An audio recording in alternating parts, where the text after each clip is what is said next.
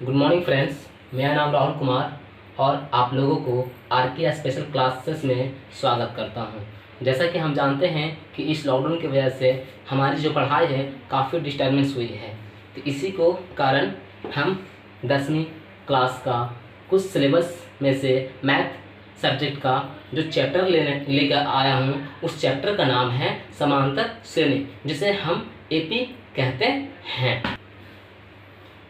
तो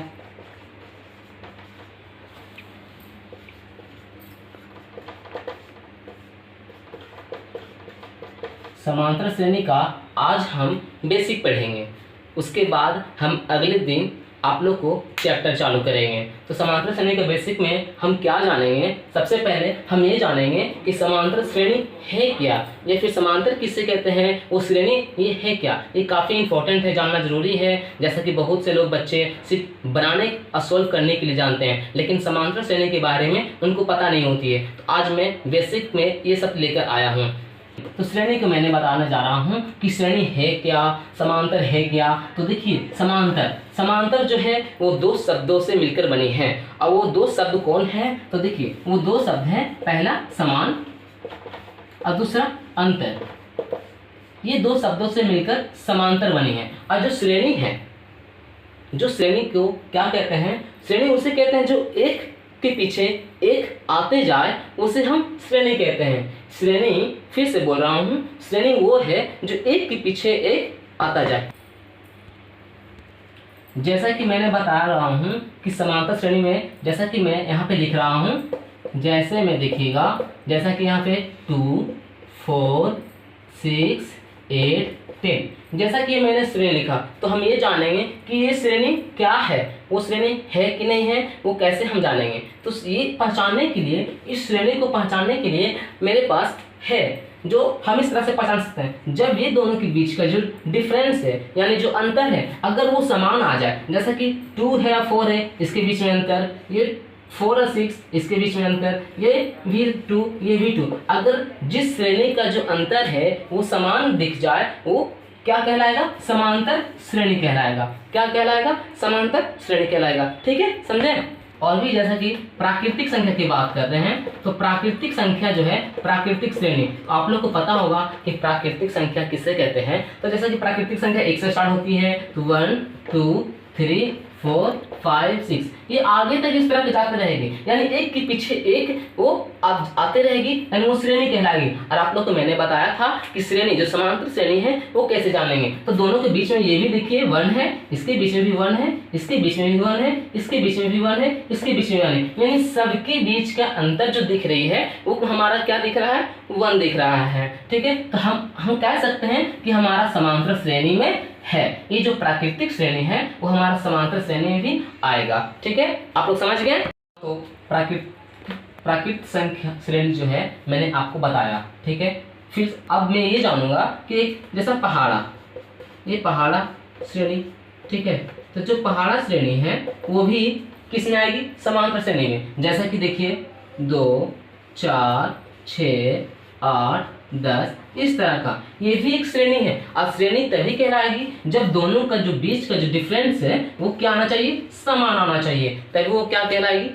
आपका श्रेणी कहलाएगी। ठीक है, तो किसी भी संख्या का हो श्रेणी, लेकिन है तो वो आपकी समांतर श्रेणी ही कहलाएगी। समझे इस बात को? ठीक है, आप जान गए होंगे कि समांतर जो श्रेणी है वो कैसा है। ठीक है, और वो किस तरह का है आप लोग देख चुके हैं। अब हम आपसे बात ये करेंगे कि समांतर श्रेणी का जो निर्माण है वो कैसे हुआ है। ठीक है, और आपके जो चैप्टर में जो आपके सवाल आएगी वो काफ़ी हल्का होगा। ठीक है, अगर उसको हम समझ जाएंगे तो हम समांतर श्रेणी बना सकते हैं। ठीक है, तो समांतर श्रेणी में जो सवाल आते हैं वो कैसे आते हैं, ठीक है, और उनसे सॉल्व कैसे किया जाता है हम आगे जानेंगे। अगर आप इसे स्क्रीनशॉट लेना चाहते हैं तो ले लीजिए, समझे, क्योंकि हम इसको मिटाने वाले हैं। चलिए देखिए, अगर आप इस वीडियो को अच्छे से देखेंगे तो आप समांतर श्रेणी के बारे में अच्छे से जान जाएंगे। ठीक है, क्योंकि एग्जाम में 5 से 7 नंबर का एक प्रश्न जो है वो आते ही हैं। समझे? ठीक है, तो ध्यान से बने रहें, इस वीडियो को अच्छे से देखें। आपको काफ़ी मज़ा आने वाला है। काफ़ी इसे मैं हल्का तरीका से आपको बताऊंगा। चलिए देखिए, मैं एक श्रेणी लिख रहा हूँ, ठीक है। और आपको पता है कि जो श्रेणी होती है वो कैसा होती है, समांतर होती है, ठीक है। तो ये देखिए, मैं कोई एक श्रेणी लिख रहा हूँ, जैसा कि 5, 7, 9, 11, 13 और 15। ये देखिए, मैं एक श्रेणी है जो लिख लिया, ठीक है। मैं जो श्रेणी लिख लिया, और आपको जो दिख रहा है वो श्रेणी, आपको पता होगा कि दोनों के बीच का जो डिफरेंस है वो आपका क्या है, वो आपका क्या है, अंतर 2 है, ठीक है। और आपको पता है कि जिस श्रेणी का अंतर समान हो वो क्या कहलाता है, समांतर श्रेणी। मैं पहले ही बता चुका हूँ। तो ये देखिए, जो ऐसा कि यहाँ तक मैंने लिखा है 15 तक श्रेणी आपकी गई है, ठीक है। इसमें से देखिए, ये जो पहला जो लिखा हुआ पद, उसे हम लोग कहते हैं पहला पद, याद रखना है। अभी मैं जो बताने जा रहा हूँ इसे आप अच्छे से समझिएगा, तभी आपको ये समझ में आएगी, ठीक है। अगर आप इसे समझ जाएंगे तो आपको ऐसा लगेगा कि मैं समांतर श्रेणी सीख गया हूँ। और जो सबसे लास्ट में है, ये जो लिखा हुआ है, उसे हम लोग कहते हैं अंतिम पद। क्या कहते हैं, अंतिम पद कहते हैं, ठीक है। याद रखना है ये चीज, ठीक है। और यहाँ पे ये भी ध्यान देना है ये कि जितने पद हैं उसे क्या कहते हैं, 1 2 3 4 5 6, ठीक है। 1 2 3 4 5 6 जो है, इसे हम लोग क्या कहते हैं, पदों की संख्या कहते हैं। क्या कहते हैं, पदों की संख्या कहते हैं। ये देखिएगा,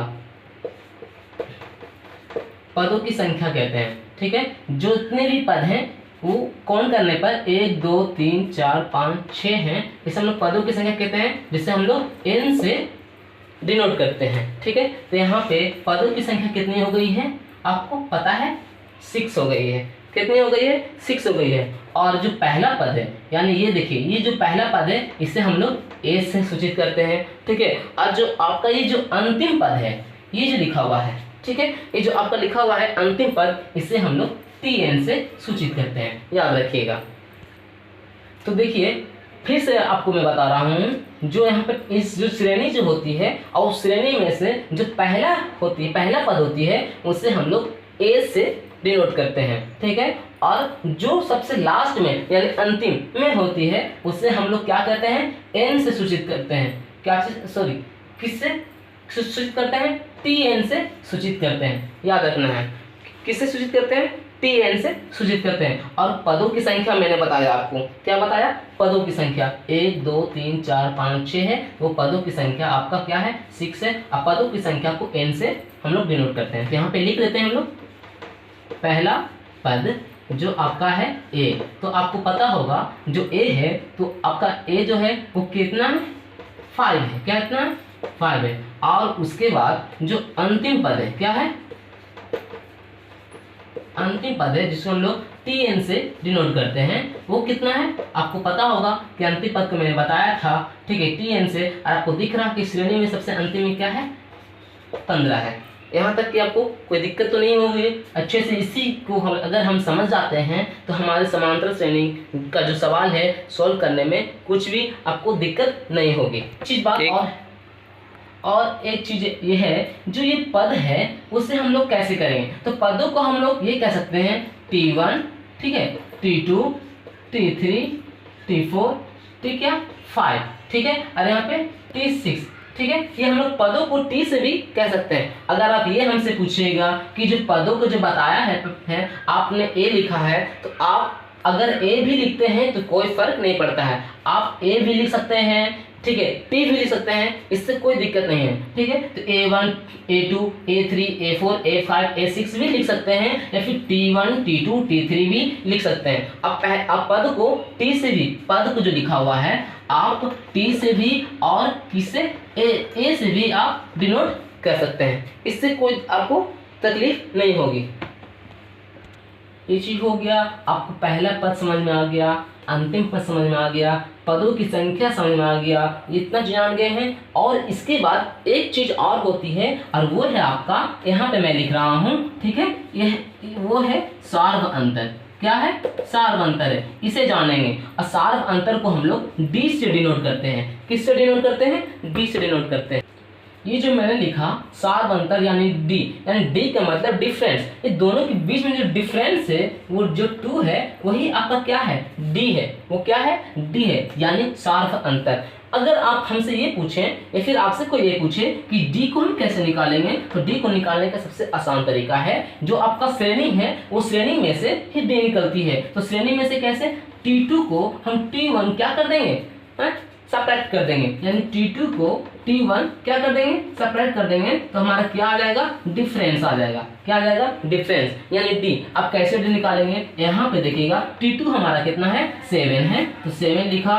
T1 कितना है, तो T1 हमारा 5 है, ठीक है। तो D अगर हम निकालना चाहते हैं तो 7 में से 5 गया तो कितना बचा आपका 2, और इसका भी बाद निकालना चाहते हैं तो कोई दिक्कत नहीं है, ठीक है। चाहे आप T3 से कीजिए या T4 से कीजिए, कोई भी दिक्कत नहीं है। D निकालने के लिए जैसे कि देखिए यहाँ पे T3 लिया मैंने और उसका माइनस किया T2, क्या किया, T2, ठीक है। फिर भी वही बात होगा, T4 लेते हैं तो T3, ठीक है। T5 लेते हैं आप, ठीक है, T5 लेते हैं तो T4। इस तरह का D आप निकाल सकते हैं, यानी जो आप ज्यादा लेंगे उससे एक कम कर देंगे, ठीक है, याद रखना है।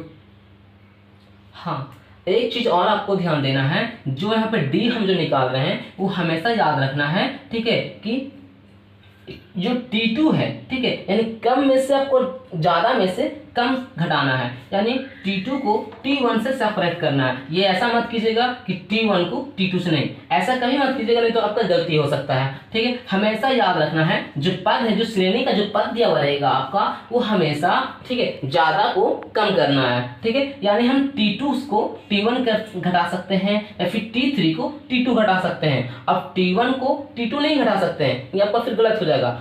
T2 को T1 ऐसा करना है, याद रखिए। ये अगर आप ये चीज कर लेते हैं तो आपका जो सार बनता है यानी D है वो आपका सही तरीका से निकल जाएगा।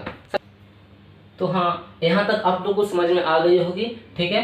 तो अब मैं इसके आगे बताने वाला हूँ कि जो समांतर श्रेणी है उसकी निर्माण कैसे होती है, इसके बारे में जानेंगे, ठीक है। अगर आप लोग स्क्रीनशॉट लेना चाहते हैं तो ले सकते हैं, क्योंकि अब मैं इसे मिटाने वाला हूँ, समझे। स्क्रीनशॉट ले लीजिए इसे अच्छे से, जिसको लेना है, क्योंकि मैं इसके बाद बताने वाला हूँ।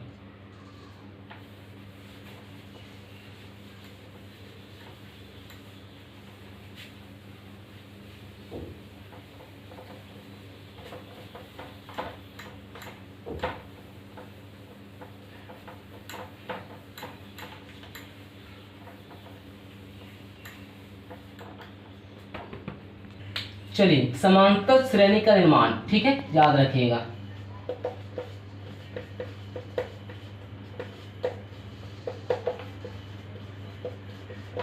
समांतर श्रेणी का निर्माण, ठीक है, एकदम बेसिक चीज सिखाऊंगा आप लोग को, ठीक है। अगर आपको समझ में आएगी तो लाइक जरूर कीजिएगा, ठीक है। चलिए, ये देखिए समांतर श्रेणी का निर्माण कैसे करेंगे हम लोग, ठीक है। देखिए यहाँ पर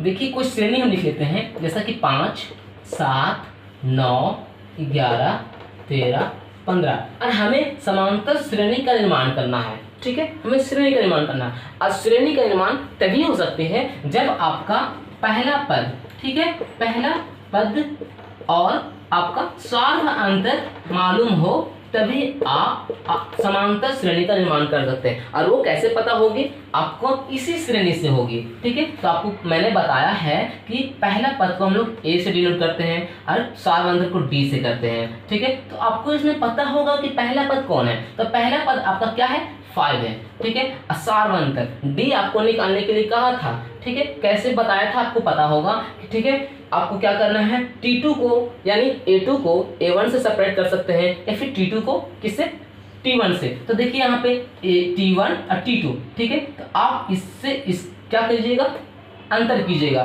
तो 7 में से 5 जाएगा तो कितना बचा आपका, 2 बचा, यानी ये हो गया आपका A भी पता चल गया और D भी पता चल गया, ठीक है। यानी A इक्वल टू आपका 5 हो गया, ठीक है, और D इक्वल टू आपका क्या हो गया, 2 हो गया, यानी A और D दोनों आपका पता चल गया। अब हमें श्रेणी का निर्माण करना है, समांतर श्रेणी का निर्माण करना है, ठीक है। अब देखिए आप बोलिएगा सर ये श्रेणी तो दिया हुआ है तो हम श्रेणी का निर्माण कैसे करेंगे? जी नहीं, ये दिया हुआ नहीं रहेगा, सिर्फ आपका ए दिया हुआ रहेगा और डी दिया हुआ रहेगा और बोला जाएगा कि आप समांतर श्रेणी का निर्माण कीजिए। मैं आपको इसलिए अभी बता दे रहा हूँ श्रेणी लिखकर, ए डी आपको पता रहेगा, आप श्रेणी का निर्माण करना, इससे हम भूल जाएंगे। इसे क्या करेंगे? भूल जाएंगे जब हमें ए या डी पता रहेगा तब। ठीक है, अब देखिए हम श्रेणी निर्माण करेंगे, कैसे करेंगे ये देखिए।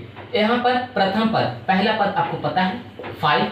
अब आपको पहला पद पता हो गया, अब दूसरे पद आपको अगर पता करना है तो a plus D, A plus D करेंगे। क्या करेंगे? ए प्लस डी, ये दूसरे पद के लिए। ठीक है, अगर आपको तीसरा पद मालूम करना हो a प्लस 2d, ठीक है, ऐसा करेंगे। अब देखिए अगर आपको तीसरे पद के बाद क्या चौथा पद पता करना है तो जितना पद आपको पता करना है ना उतना आप क्या कीजिएगा? घटा दीजिएगा। ठीक है, पद ए हो गया और हमको चौथा पद आपको पता करना है ना तो चौथा पद में से एक पद को घटाएंगे तो आपको क्या बनेगा? 3d। और इस पे आप क्या कीजिएगा? इस पे आप बैठा दीजिएगा। जब आपको a और d दोनों पता रहेगा तो आप बैठा दोगे। जैसा कि a आपका 5 है, ठीक है, और d आपका क्या है? 2 है, इक्वल टू 7 हुआ। a आपका क्या है? 5 है और आपका 2 है और ये इंटू डी आपको पता हो गया होगा 2 इक्वल टू आपको पता है 9 हो जाएगा। ए आपको पता है, ठीक है, ए आपका क्या आ जाएगा? 5 3 इंटू डी आपको पता है 2, टोटल आपका कितना हो जाएगा? आपको पता है ना, तो 6 और 5 11। ये देखिए अब 3 पद, ये आपका चौथा पद हो गया है। अगर आप पांचवा पद के लिए भी जाना चाहते हैं तो बस इसी तरह करना है, काफी सरल तरीका है। ठीक है, उसी तरह जितना पद बोलेगा उतने पद को घटाकर डी साथ में लिखना है। क्या? उतना पद को घटाकर डी साथ में। तो ये ए लिख दिया, पांचवा पद के लिए एक घटाएंगे तो 4 बचेगा, उसके बाद डी साथ में लिखेंगे तो ए आपका 5 प्लस 4, ठीक है, और डी आपको पता है यहाँ पे 2। अगर इसे हम करेंगे तो क्या हो जाएगा? 4 2 जा 8 और 5 कितना हो जाएगा? 13। ये देखिए आपका श्रेणी का निर्माण हुआ। कैसे? ये देखिए पहला पद 5, दूसरा पद 7, तीसरा पद क्या हो गया? 9 और चौथा पद 11 और ये आपका क्या हो गया? पांचवा पद 13। कितना हो गया? 13। अब देखिए हम जो आपका श्रेणी लिखे थे इस श्रेणी की तरह आया कि नहीं आया? और बीच का, दोनों के बीच का डिफरेंस देखिए तो 2 है कि नहीं है? सबका बीच का डिफरेंस क्या है? 2 है। तो हम कह सकते हैं कि ये समांतर श्रेणी में है और ये हमारा श्रेणी निर्माण हुआ है। समझे? ठीक है, यहाँ तक आपको पता चल गई। मतलब कि जितना पद भी बोलेगा उसमें से हम एक घटाकर उसके साथ क्या लिखेंगे? डी लिखेंगे। क्या लिखेंगे? डी लिखेंगे। याद रखना है आपको। ठीक है, अब ये जानना है जैसे कि a प्लस 4d, यानी हमें ये बोला गया है तो जितना पद का बोला जाएगा, जितना पद बोला जाएगा एक घटाकर d लिखना है। अब ये आपसे पूछा जाएगा कि nवां पद निकालिए। क्या निकालिए? nवां पद, यानी nवां पद निकालिए। ठीक है, तो nवां पद कैसे निकलेगा? ये यहाँ देखिए, जैसे कि मैंने 4d लिखा है। क्या लिखा है? 4d लिखा है। तो 4d में से जितना भी बोलेगा उसमें से हम एक माइनस कर देंगे। कितना कर देंगे? एक माइनस कर देंगे। देखिएगा जैसा कि a प्लस n, ठीक है, 1 और साथ में क्या रहेगा? d। ये आपका हो गया nवां पद। क्या हो गया? nवां पद हो गया। ठीक है, यानी ये एक फार्मूला हो गया आपका। nवां पद का क्या हो गया? फार्मूला। तो ये यहीं से मिली है। ठीक है, यहाँ तक आपको पता चल गया कि nवें पद का मैंने फार्मूला आपको बता दिया। ठीक है, अब आपको मैंने बताया था कि जो अंतिम होती है उस हम लोग क्या अंतिम पद को tn से कहते हैं। क्या कहते हैं? अंतिम पद को tn से। तो ये हो गया tn बराबर a plus n minus 1 into D. जो ये है वो भी ये है, nवें पद यानी tn। ठीक है, यही चीज होती है, दोनों क्या होती है? एक ही चीज होती है। अगर ये जो है ये चीज आप फॉर्मूला को याद कर लेते हैं तो पूरा चैप्टर आपका साफ हो जाएगा। सारा चैप्टर जो है सारा इसी फॉर्मूला पे है। ठीक है, तो आप कर सकते हो। ठीक है, समझे? चलिए यहाँ तक हो गया। ठीक है, अब मैं आप लोग को बताता हूँ कि इस पे सवाल कैसे बनाई जाती है। काफ़ी अच्छा तरीका से बताएंगे और आप लोग देखिएगा। ठीक है, अगर आप लोग स्क्रीनशॉट लेना चाहते हैं तो स्क्रीनशॉट ले सकते हैं। समझे? ठीक है, देखिए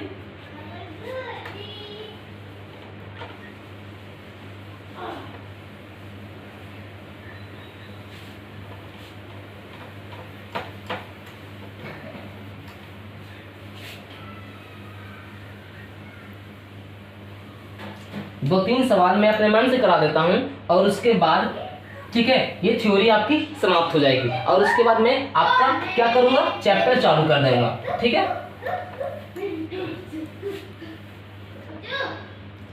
चलिए देखिए, कोई मैं श्रेणी ले लेता हूँ, क्या लेता हूँ, कोई भी श्रेणी ले लेते हैं, जैसा कि 5, ठीक है, कोई श्रेणी लेते हैं, 5 हो गया,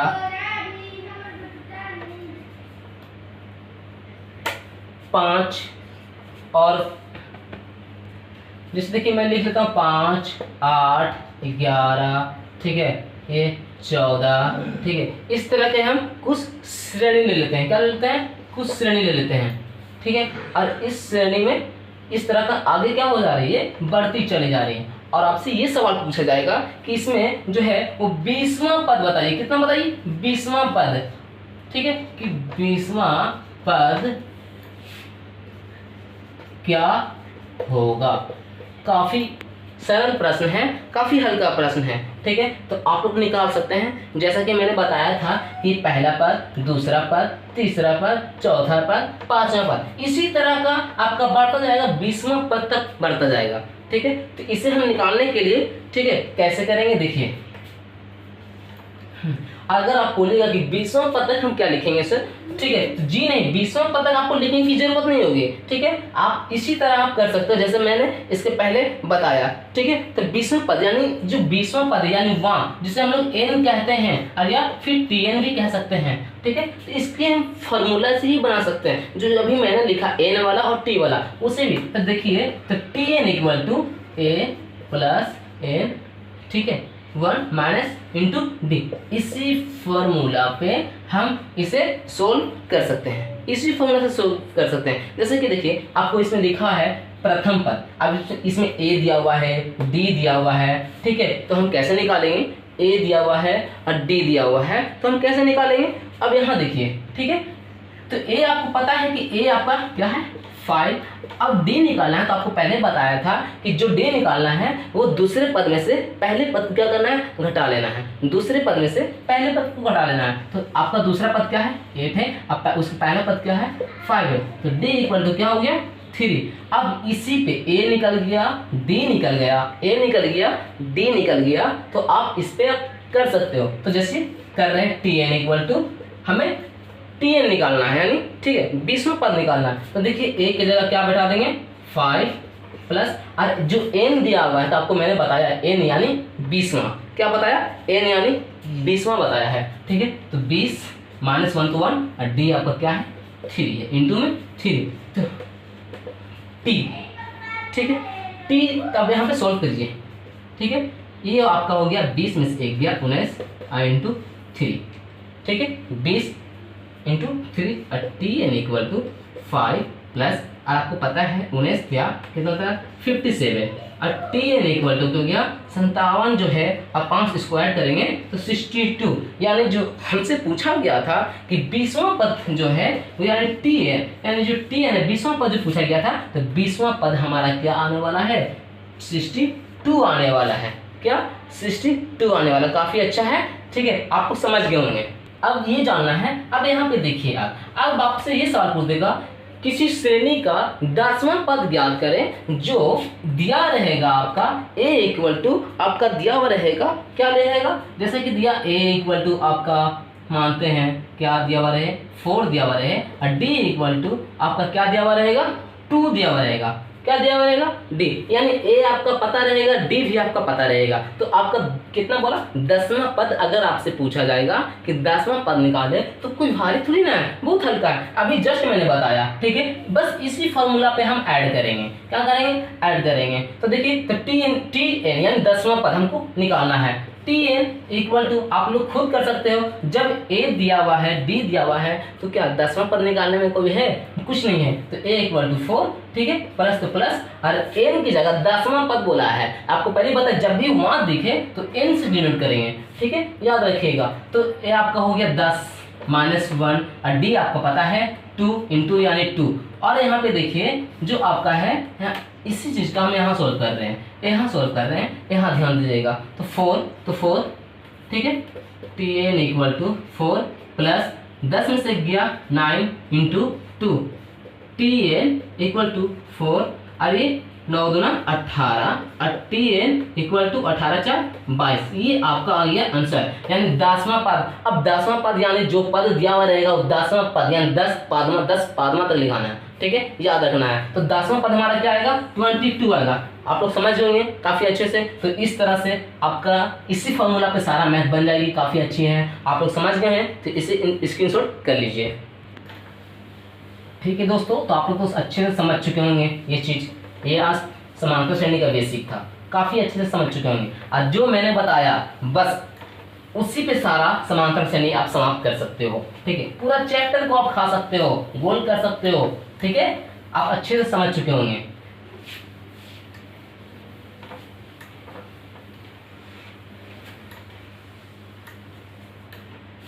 ठीक है, तो दोस्तों आज समांतर श्रेणी का जो बेसिक था ये आपका यहाँ पर समाप्त होता है।